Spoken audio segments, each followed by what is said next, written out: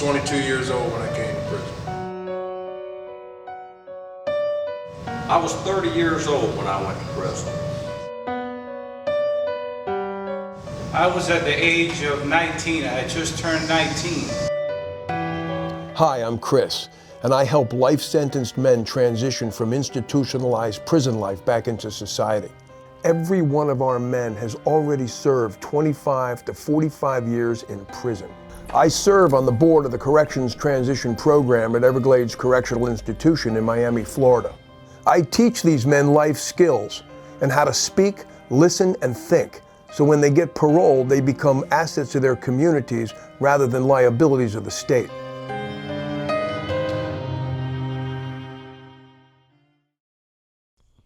Welcome to Men Going Home. I'm Chris Wolf, and we've got another great show for you today because we are the only show that brings you access to a segment of society very few people know anything about.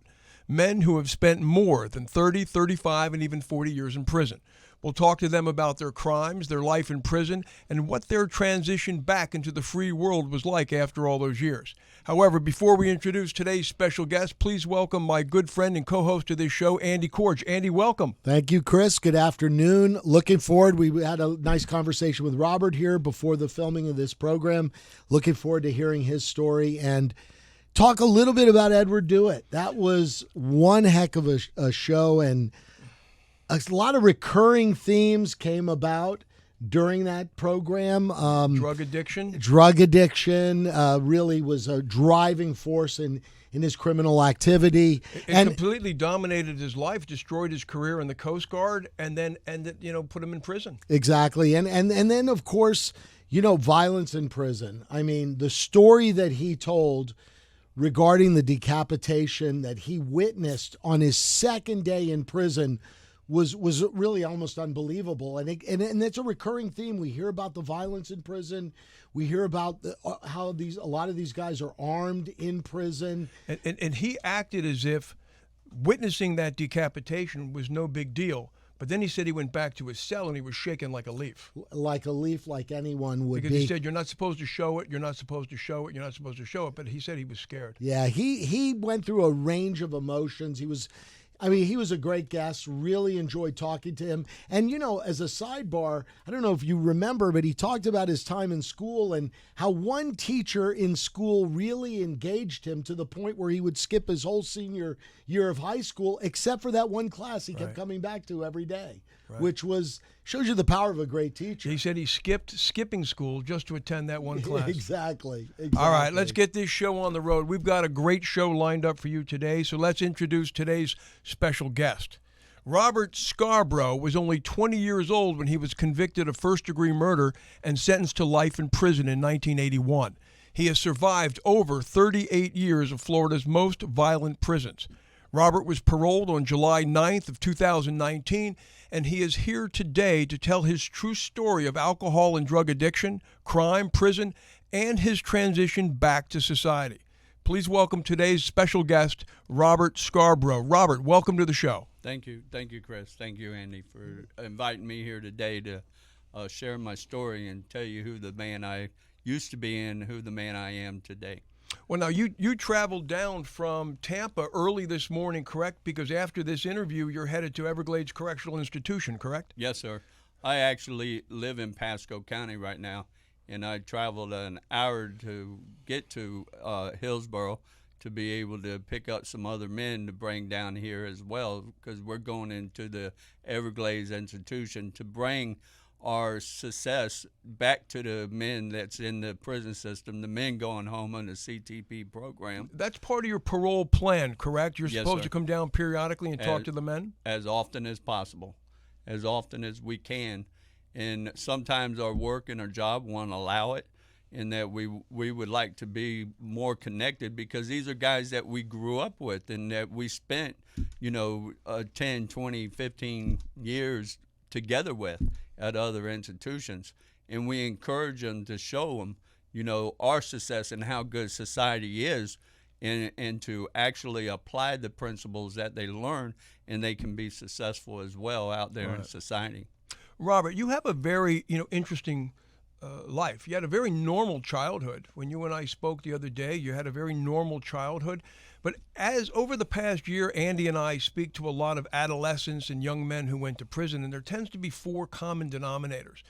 People hanging around the wrong group of people growing up, using alcohol and drugs at very young ages, succumbing to peer pressure, and just making flat-out bad choices and bad decisions. You actually had one more level of very little education. You were basically passed through school as a youngster, and then you were expelled in 8th grade, correct? Yes, sir. Why were you expelled in 8th grade? I was expelled because of misbehavior and never really going to school, not taking an interest in applying myself. Plus, through my alcohol and drug addiction, I didn't want to be in school. I was embarrassed that I couldn't read and write. So, to call unto me as a student, Robert, please stand up and would you read paragraph what on this page? And I couldn't do that because I never really learned how to pronounce words. But you got through all the way to 8th grade without anyone ever saying, well, Robert can't read. Well, back then they basically, your attendance, like through elementary school and stuff, there wasn't all them tests that you really had to take or anything. Right. But then when I got into 7th grade, I done like 45 days of 7th grade, and my mom found out that I was skipping school through the principal that had actually sent her the letter, and I didn't get it through the mail. And then she begged him towards the last week to let me come in and take the test and see if I could be passed to the next grade. And he thought the dean was Mr. Bashaw, and he said he hasn't been 45 days in school, and there's no way that he can sit there and take a test and pass. So she said, well, just give him the opportunity. So I went into the school. I was given the opportunity. They set me in a library, and through my girlfriend and all her girlfriends, they actually took all my tests for me. I just gave them there, and I just sat back, and I let them take the test. But collected shame on a school district. I mean, you couldn't read or write. Right. And So he's in the for 8th grade. 6 or 7 grades, they passed you along, and you couldn't read or write, and they passed you through anyway. Yes, sir. So now you're 14, you're expelled. I believe somebody gave your girlfriend a black eye, and you beat this guy up pretty bad when you were 14. Yes, sir. So you were expelled from public school at 14, and you were working part-time at Publix because your parents worked at Publix, and then you got a full-time job working In construction. Yes, sir. So your parents were okay with you not going to school at such a young age? Well, it was like this. They realized that they couldn't make me go to school because, they couldn't sit there in the school with me. They could take me to school, or they could put me on a bus, and I could ride the bus to the school, or I could arrive. They could take me to the school when I arrived, but I just would leave. And so my dad, he was like, okay. He says, since you want to be a man and you want to work, he says, you're going to work. I'm going to take you to work every day, but now you're going to pay bills. So what you make, you're going to take the responsibility, and you're going to give me so much. And I can't recall how much it was, but it was very little at the time to show me some kind of responsibility because I wanted to be a man. And I guess that's somewhat way he was raised and thought that he was helping me out or trying to discourage me maybe. But I kept on working, and I applied myself, and I learned different trades. And then I wanted to move up within the status of making more money. Right, but at a very young age, before we get into your working full-time, because using drugs, you became addicted to drugs, was a big part of your life. At 13, you were already smoking marijuana and drinking alcohol. And at 14, you were doing LSD, heroin, cocaine, quaaludes, mushrooms. Yes, sir. Did your family drink a lot? Did you see it growing up? Well, my dad always drank. And I was raised by a stepfather, which to me, he's a great man. And but, he drank. And when I look at it as being younger, or look back in my past, I'm a little kid, and he says, oh, go get me a beer. And I get a beer, and he opens it up, and he drinks a little bit, and I get the beer from him, and I drink a little bit of it and give it back to him.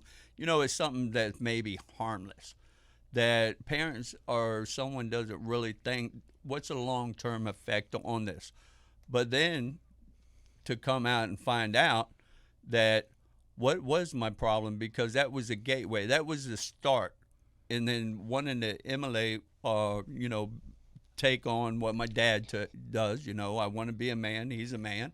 I want to drink, and then I started doing drugs because I started hanging out with people that drank all the time, and then they were doing drugs, and so it was like the same age as you, well, or older kids that were in school, like the high school. A lot of my skipping now, I would leave the like junior high. I'd leave junior high school and go to the high school and hang out with the high school kids that skipped school and that was drinking in back of the stores and smoking their pot and stuff, and I was younger. But now, Robert, you were using heavy drugs at a very young age. Yes, sir. And what you mentioned to me was that your parents both worked at Publix, and they worked a lot. Yes, sir. And I believe in your early years, you felt that you were sort of missing love and nurturing from your parents. Do you think that it was the peer pressure of being accepted by your friends? I mean, why were you using such heavy drugs at such a young age? I think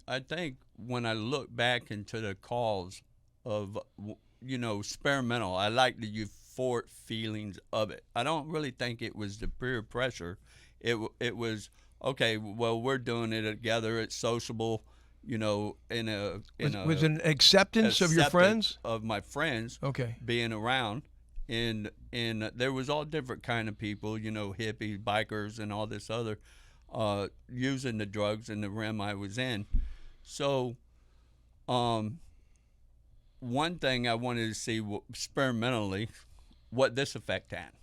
What would this have an effect on me? How was this? Because I would hear different things like downers, uppers, psychotropic. I mean, I could travel and go places and never leave this seat.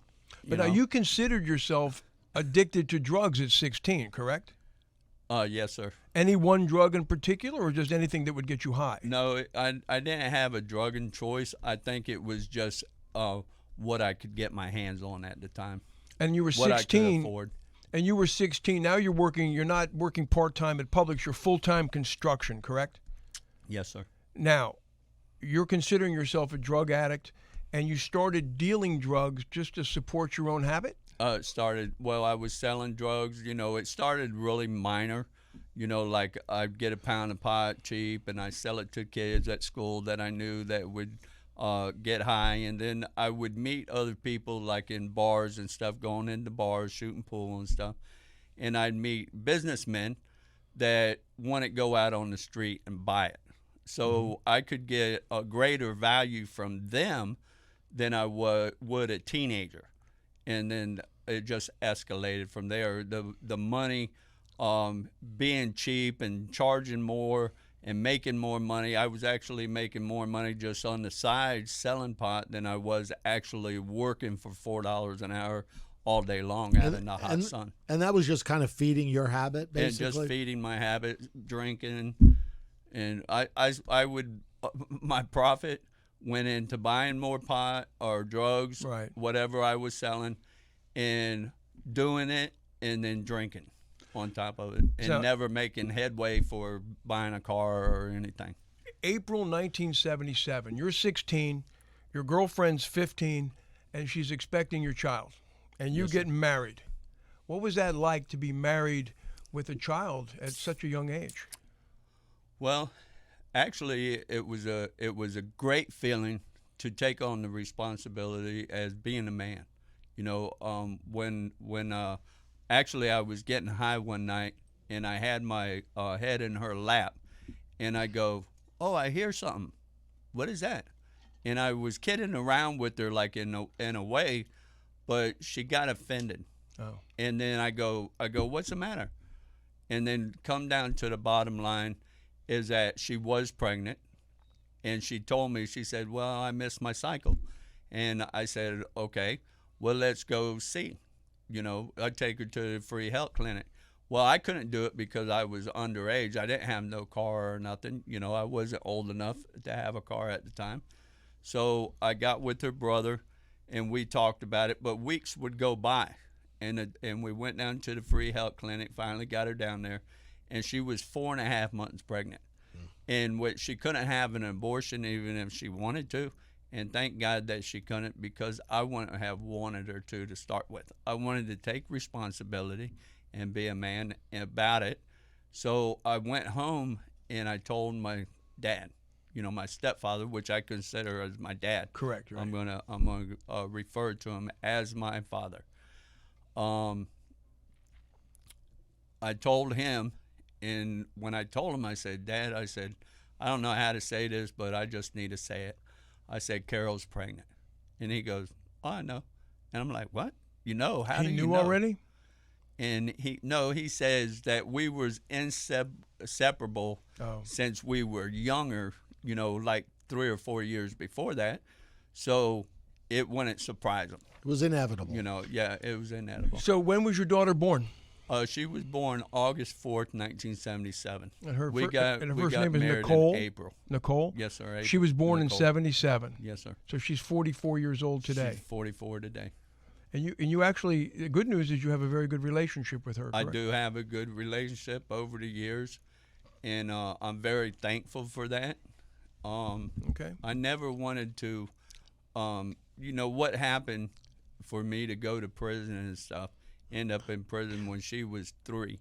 She just turned 4, and I tried to stay in contact with her as much as I could. I wrote her letters when she was younger, and I was able to see her through her grandparents on her mother's side, because I wrote them a letter and I said, look, I said, I was separated from my real father at a young age, and I don't ever want to be separated from her. I know it's not right what I done, and that I'm in prison, and that I really don't have a right to see her, but I don't want her to grow up not knowing her father. Did they bring her to you? No, they would let one of my family members, when they come visit me, bring her up periodically. Okay. They said they would take responsibility, because when I got divorced in 1982, I didn't have the parental right to see her if her mother said that it wasn't a good environment to bring her into. And she was raised by those grandparents? Oh no, she was raised by her mother. Okay. And the mother passed away in 2019, heart attack. Yeah, But right she was after already in a her stroke, 40s. heart attack. Right after they found her. Now hold on a second. 1978. You're 18 years old. You have a 1-year-old daughter, and everybody back then, I remember, was going to Houston. Right? Everybody was going to Houston, and you were down in Houston. You're laying pipe.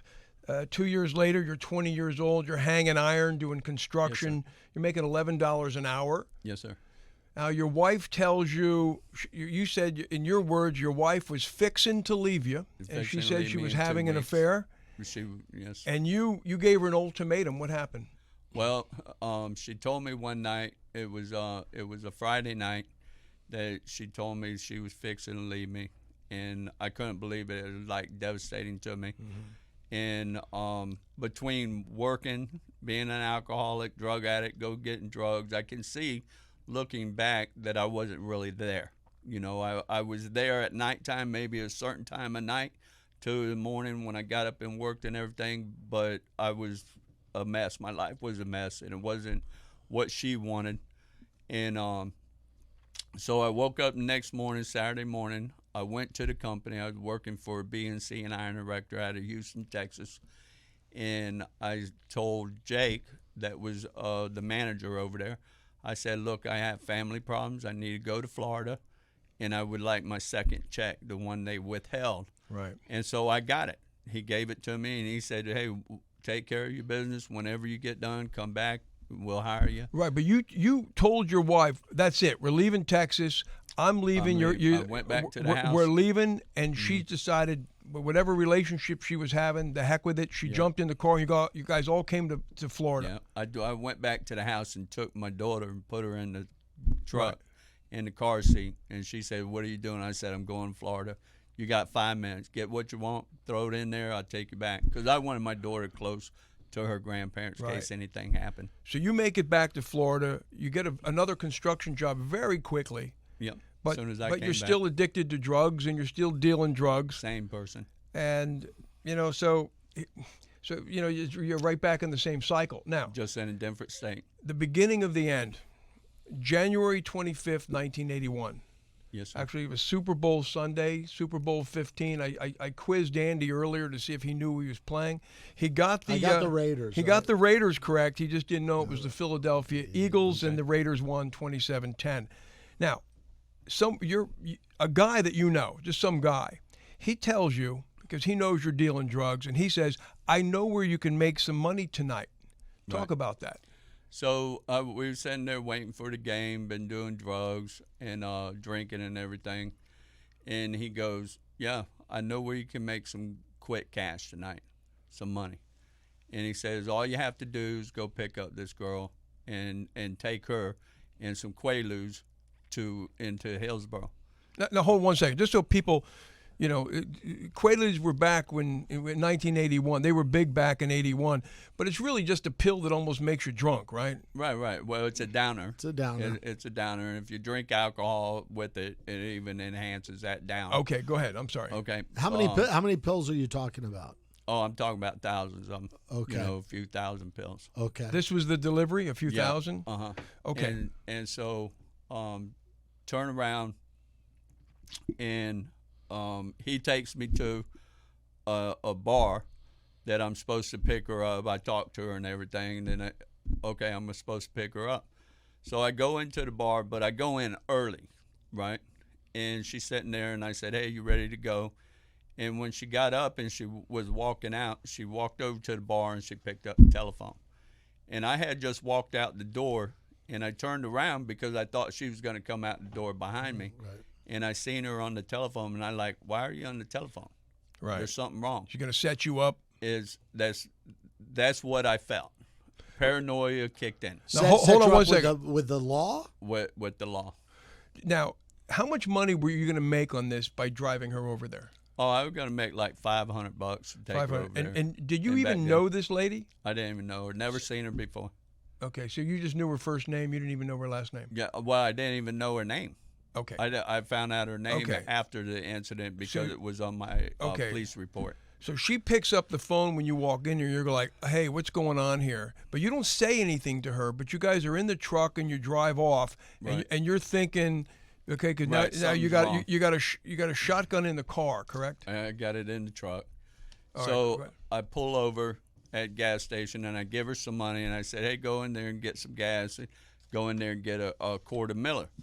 And when she went in, I pulled the shotgun out from behind the seat off to the side, where the quarter panel is on the side of the truck. Right. They got a little place there for a tire iron and your jack and stuff. So I pulled it out from there, loaded it, put it on my body. Because it was a Up on sawed-off my jacket. shotgun, so it was Right. right. It could was fit. sawed off small, 12 gauge double barrel Okay. shotgun. And then you carried this because you were a drug dealer. Well, yeah, for my protection. Okay. And that's what I got it for. Okay. But that's what makes the case even worse as a premeditated, because when you buy an illegal weapon, you don't have a firearm. I mean, what's the use of having it? But in the circle that you're in and the things that you're doing and within that lifestyle, I mean, sure, you plan to use it if you ever have to protect yourself. So now you arrive. All right. So she gets back in the car with your quarter Miller beer and gas. You're loaded up. You got the shotgun loaded. It's in your jacket. You arrive to the place of delivery of the Quaaludes. What time? Right. What time of the morning was this? It must have been like 2:00 in the morning, Okay. somewhere around there. It was like supposed to be midnight, but the time that I pulled over, got gas, and drove over there and stuff, it had to be somewhere around 2. All right. 1:30, 2:00, something Now, like that. I've known you for a number of years now, 7 or 8 years, and I know you're very concerned about respect for the victim's family. Yes, sir. Yeah. So you pull up to where you're supposed to deliver these Quaaludes. You get out of the truck on the driver's side. You've got the sawed-off shotgun in your hand at this point. And when I get out of the truck, I had took it from up under my jacket and walked around the truck. Okay. So was there a reason you took it out of the jacket? Well, yeah, to have it in my hand in case I needed it. Okay. And then you came around to the side where she was, and what happened? Well, the gun ended up going off, and when the gun went off, it was like boom, boom, and then I heard Boom, boom, because it was a double barrel shotgun. And then what happened? And I heard a gasp, and it was like, it happened so fast, Chris, that when it went off, there's big flames. My hand kicked up, because it wasn't something that was planned. It was unexpected. I wasn't expecting for the gun to go off like that. Right. And the recoil on it and everything. And then I'm scared. And it was dark. It was dark. And I had never seen her. Did you know for sure that she was hit? I only assumed because of the gasp. Because I heard this gasp, and it haunted me for a long time. So you were scared, and you just drove off. And I drove off. So you didn't never touched the body, never walked over by it. What happened is that I never even seen it. So I don't know how it was actually hit or hurt, but I know it was. In my heart, when you get this feeling, right, and something devastating just happened. Were you drunk? Were you high? I always stayed drunk and high. So at the time you were under the influence? Under the influence of alcohol and drugs? Alcohol and drugs. So you just assumed she was gone? Yes. And you drove off? Because shooting the gun, practicing with it, and knowing what kind of pattern something like that is firing, and by the barrel being shooter, it's a wider range to start with. Have you ever thought, how did this gun go off? Because you say, well, it just went off. A gun just doesn't go off by itself, right? Yeah, it doesn't. And I don't know, having it in my hand, picking it up, pulling it up, it's something that I don't really understand and know. But I know as a human being what it feels like afterwards, realizing that you just killed another human being. And it's different from going hunting. When you deer hunt or you boar hunt or shoot squirrels. I was into archery for many years, and I used to shoot squirrels out of the tree with my bow. But I was always taught, you never kill anything you can't eat. Don't shoot anything you can't eat. That's the way I was raised from a little kid, from a father. Yeah. When was this young lady found? I guess it was the same night, because I was arrested like the next day or the day after. I think I read 2 days later you were arrested on January 27th of 1977, and the killing happened on the 25th. How did the arrest go down? What happened? I was driving down the road. Did they know to look for you? And I assumed they did, because I was driving down the road, and there was two kids that was walking down US 19, and I knew one of them's sister. So I pulled over and I said, "Hey, Delbert, where are you going?" He said him and his friend was going to his sister's house. And I go, "Well, I'll take you to our house." And so they got him back of the truck. And I was driving down the road, and I stopped at a red light, and I looked up, and there was a sheriff behind me. And then I'm like, okay, I'm in a stick shift, take it real easy when you release the clutch, don't do nothing crazy or anything. And when I went up under the red light, his lights came on. And then I thought, well, there's only one place to pull over, and that's this bank over here on my right-hand side, Barnett Bank. And so when I turned down into the bank parking lot, he had shot by me. And I thought, well, he just wanted me to pull over so he could get around me. Right. And then when I went around the bank, they had cars lined up, and their lights come on, and shotguns and everything. So they knew right exactly where I was at. Now, they took you, when they apprehended you, they took you to the house where you were living because you were currently separated from your wife, correct? Right. So why did they take you back to the house? Well, first I went to the county jail, and when I was arrested, the Newport Richey Sheriff's Department, they took me there, and then they had the homicide cops from Hillsborough County there. And the homicide cops had made a statement, and they said, look, this was supposed to be a simple drug bust, and it turned into a homicide. How did that happen? And they said, well, it's like a 15-minute window period, and we couldn't find where they were at for 15 minutes. He got there too early before we got there.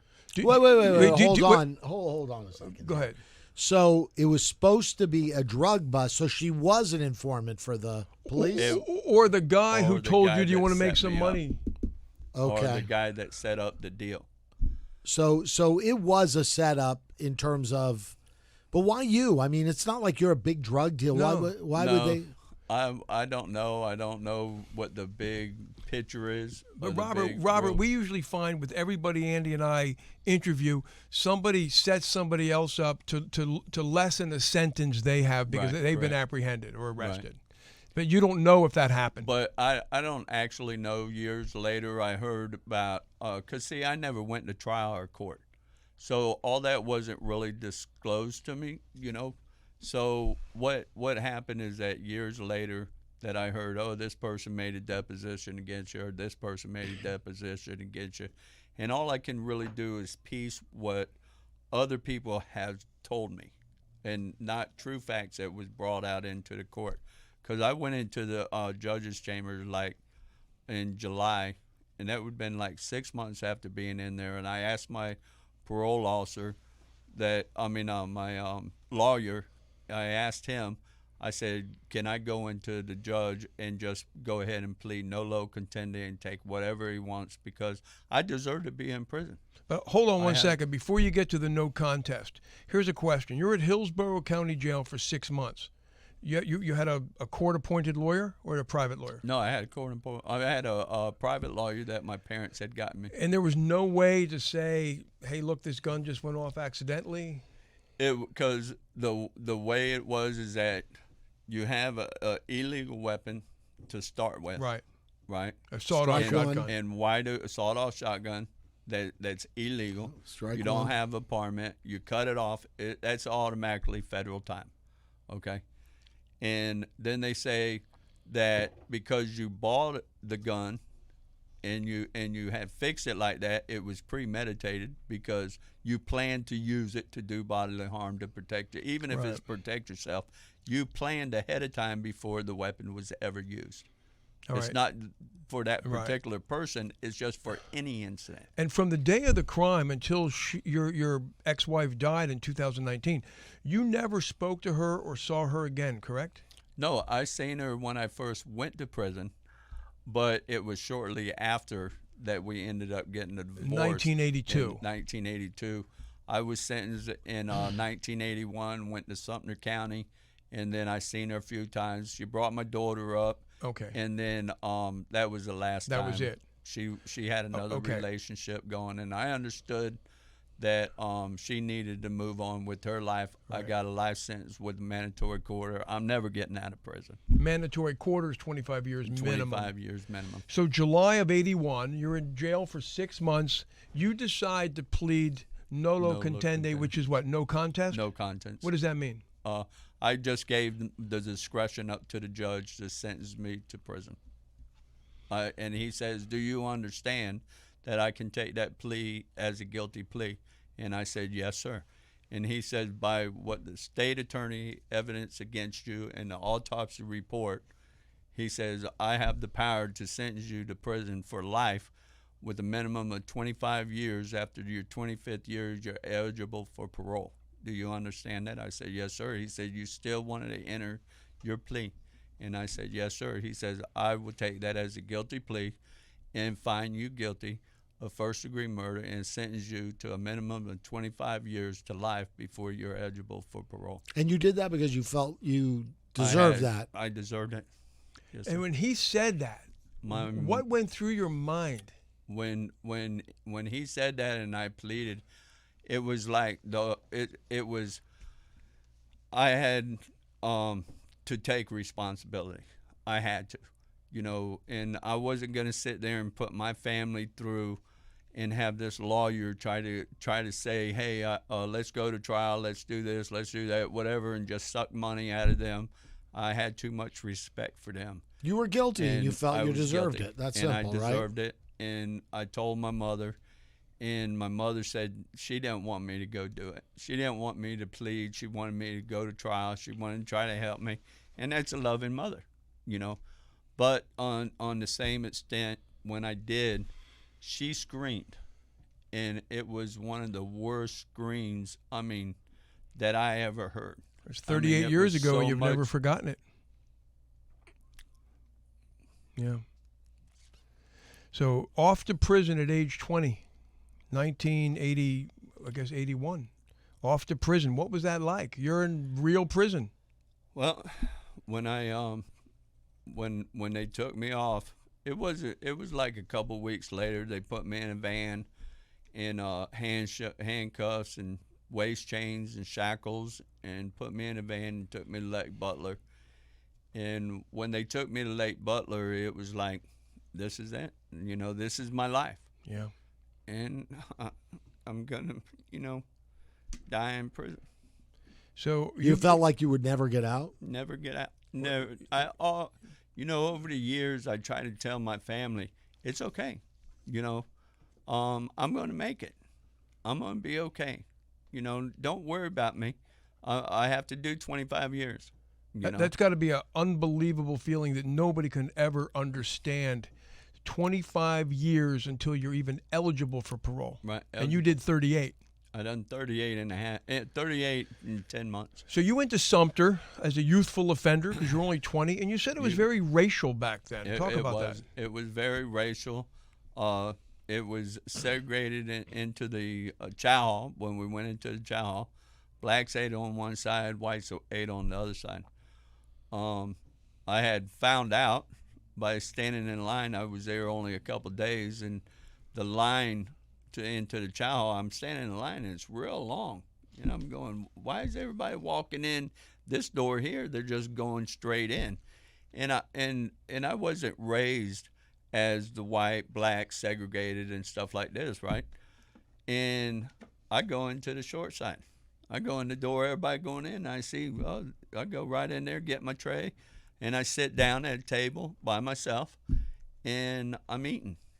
And a guy comes up, and big black guy, and he comes up and he goes, "Hey, how you doing?" I said, "I'm doing all right." And he goes, "Do you know where you at?" And I said, "Yeah, I'm in chow hall eating. Why?" Apparently not. And he goes, "Look around you." And I turned my head and I looked around, and I go, "Okay." I said, "So what?" And he goes, "You see any white people here?" And I looked back around. And I said, "No. Well, matter of fact, I don't." And he goes, "That's because y'all eat on the other side." But it's not like that And today in prison, is it? It's not like that No, today. no. Time has changed, and it's a different generation. 1982, you go to Florida State Prison for 90 days on this time.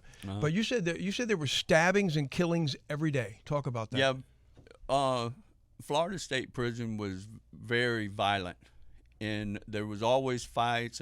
There was always stabbings. The doors there. You're inside a prison, and they have a hallway that's really long, and all your wings fall off from it. So all throughout the day, periodically, you'll hear the doors slam, officers running to one location to another because of a fight, a stabbing, or a killing. And it's just. It's like living on the edge of every moment, waiting to hear the door slam or waiting for the doors to open, and officers just rush onto the wing and come and get somebody, rescue them or drag them out, dead. Were most prisoners armed? Were you armed? Well, I was armed. I believed everybody had a knife, and I thought it was to my best interest to always have a knife. And I never worried about the DR. I always hid my knife and tried to keep it away, but then at times, if I got paranoid and I felt like a threat was to me, I would take it out from where I hid it. And how often did that occur where you felt like a threat was imminent? When somebody was like watching me, I felt like, okay, this guy's watching me, and I would walk on the opposite side of the rail or the other side of the dorm, and I would look back, and he's standing over there watching me. So I'd go over to another location, and I look, and he was standing there watching me. If me and a guy had an altercation, and we ended up into a fist fight, okay, I I never really thought it was necessary to take a knife out and do anybody like harm to anybody on a fist fight or anything, because we're getting our understanding and our strength as men should. That's a mentality. Is that okay? Well, look, we got a problem. We're going to straighten it out. I'm going to beat you up. You're going to beat me up, or we're just going to beat each other up and not say who won or who lost. But it's an understanding that you're not going to run over me. I'm not going to run over you. You know, an interesting observation to me is that you really weren't a career criminal. You were a small-time drug dealer, drug addict. Somebody was killed inadvertently during a drug deal. Yet, when you went to prison, you really were. You accumulated 36 delinquency reports, and you got involved in 3 riots. You were a badass in prison. Yeah. Well, I built a reputation that to survive, more or less. I've been in numerous fights. I had some altercations with officers, and caught a couple of assault cases on officers. But participating in riots when it was not really peer pressure, but it was so much chaos at the time, like at Sumner. Sumner County, when I first went to there, it was a JIT camp, youthful offender. And it was like everybody had something to prove to everybody. And it was gang related. It was territorial. Tampa stood with Tampa. Didn't matter if you was really black or white. Spanish stayed with Spanish. Miami stayed with Miami. Jacksonville stayed with Jacksonville. But the thing is when these guys had their wars, I'll say wars because at times when officers got to come onto the compound, they use the tripod little canister tear gas. They shoot out. They streamline these pepper gas. They'd be all over the compound. You'd be choking and gagging, and you can't see. You can't hardly breathe. They come out with the guns, and they're shooting whatever, rubber bullets or pellets, whatever they Right. seem that it's necessary to stop what's going on, to save somebody's life or to control the compound. You actually fought the same guy 3 times in one day. Right. And also, what was the actual? I mean, which is pretty amazing. But you said you guys came to an understanding after 3 we came fights. to an understanding. And what was the worst violence you ever witnessed in prison? well, it was when I first went to FSP and come off as CM for participating in a riot. I came out of being in solitary confinement for like a year and a half. Wow. And a guy they were putting all of us in a TV room to bring us out on a CM2 gun squad. And there was like 32 of us that they were going to let out of CM and work us out on chain gang, take us, shackle us, and put us out on the road gang. And a guy named Atterbury had an altercation with a guy named T, Nasty T they called him, and he walked up and stuck a window rod right through his neck right here. Kill him? And when the officers come in there and they handcuffed him, they got him maybe 25 feet and he fell over. Dead. Yeah. Worst day. 38 years of incarceration. Tell us about your worst day. My worst day. That is really hard. It's being separated from your family. Yeah. And not having hope at the time and only trying to survive in prison. Would say my worst day probably ran all together. How did you survive 38 years in prison, if you're talking about survival? How did you survive 38 years? Really is spontaneously under the influence of drugs and alcohol, and just masking what the big picture was, the violence and all the things. Like FSP, I thought it would have been great if they would have had on the back ramp a sign that says "Welcome to Hell," because that's what it felt like. But you know what? More importantly than that, you mentioned hope. So, how did you? It seems like you got to prison, you had very little hope, but at some point in time, you developed that hope and saw, I guess, light at the end of the tunnel. How did that occur to you? Well, in between going to different institutions and surviving, like Sumner, FSP, UCI, and Charlotte.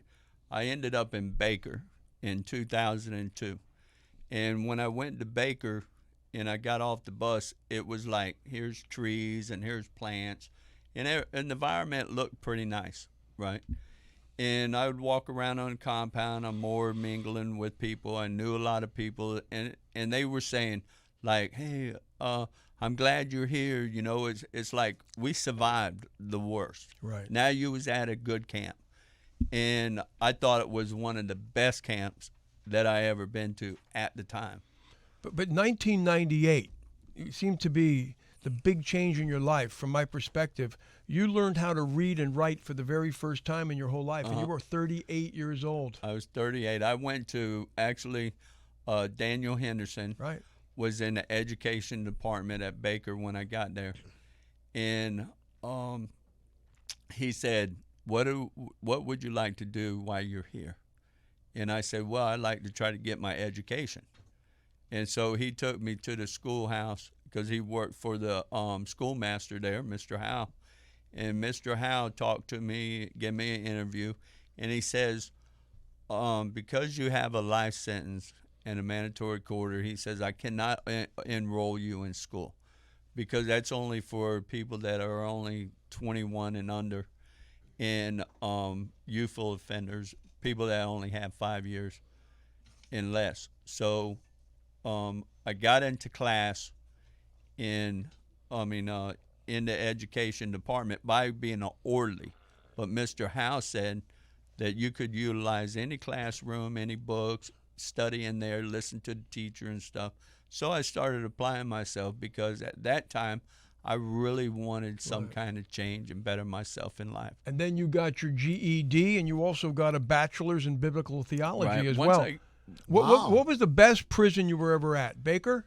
But no, Polk. I would say Polk Correction was actually the best prison because it gave me more opportunity within my biblical studies. When I was at Baker and I applied myself in education and I got two vocational trades, my GED, and then I gave my life to Christ in 2002. In 2004, when I went to Polk, I had a desire to work in the chapel. And I got a job shortly after in the chapel for like a year and a half. And to really come and understand being a servant to people and being in a den of lions at the same time, how hard it was, a struggle. But I done what I thought would be sufficient to represent God. Is that kind of when you got off drugs, about that time? I've been clean for a while. Actually, 2002 to 2004 was 2006 was 4 years that I ever been clean and DR free.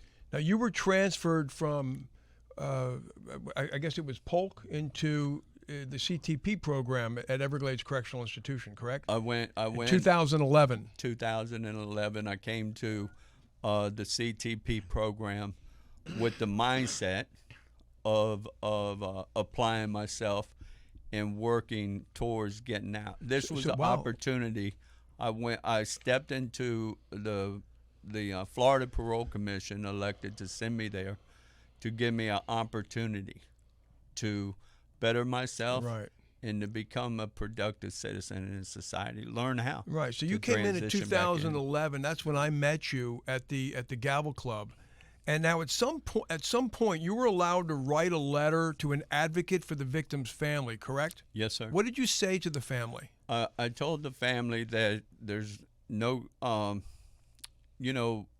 apologize, to say I'm sorry would be so shallow. But at the same extent, I am sorry, and I'm very remorseful for what happened. And even, I took a life of a young lady, her name was Kathy, that never had the opportunity to grow up and be a mother or be a grandmother or, you know, a daughter to her family and sisters and brothers, or whatever type of Right. you know, woman that she was going to be. She never had that opportunity. And through my rehabilitation and understanding that the bottom line was not who I was to take a life of a person, but behind the drugs and the alcohol and the activities that I was in, fell into that type of lifestyle. Did the family respond? They didn't respond at the time, but in 2018, when I went in front of the parole commission, there was a letter that the sister had wrote on my behalf and took half the responsibility of what happened. Her sister wrote. Her wrote. Yes.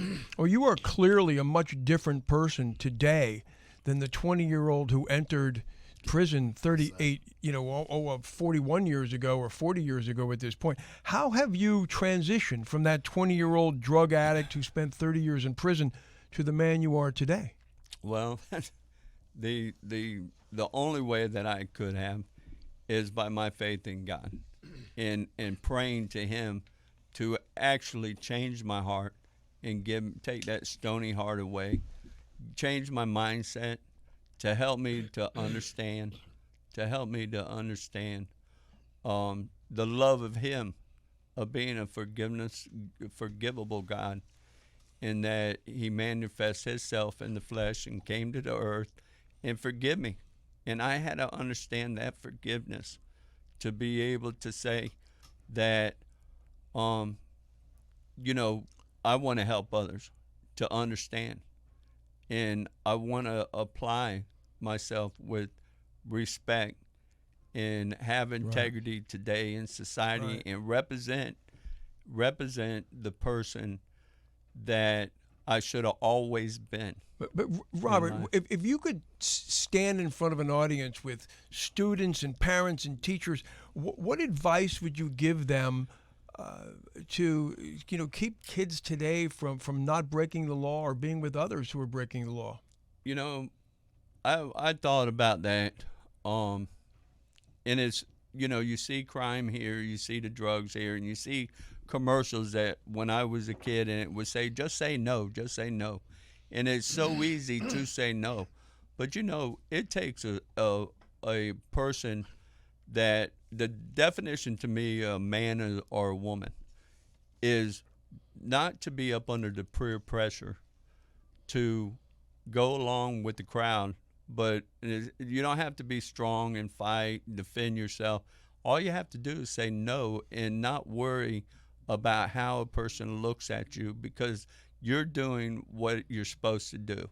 And that's not break the law, that's not get into the drugs or indulge in the alcohol to an extent that if you have a problem with it, then you shouldn't do it. If you can socially drink and be fine with it, then that's your choice.